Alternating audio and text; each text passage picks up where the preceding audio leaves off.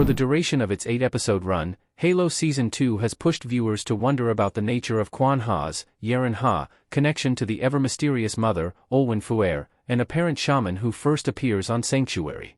Throughout the season, Kwan experiences visions of a looming monster that threatens the galaxy. At first, she shrugs it off as a story her father would tell her on Madrigal, but when she starts being visited by the mother, Kwan's perception shifts.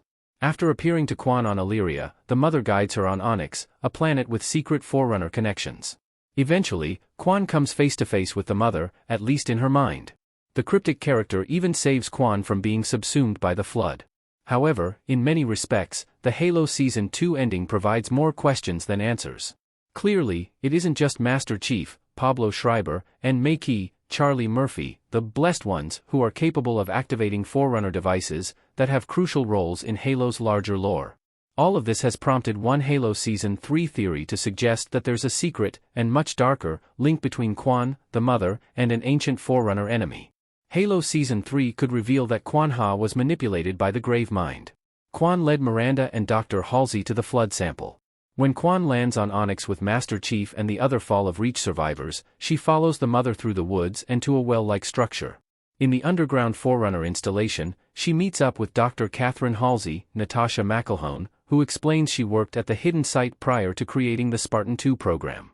Halsey attempts to lead the way, but Kwan actually guides the unlikely pair through the installation, thanks in large part to the mother.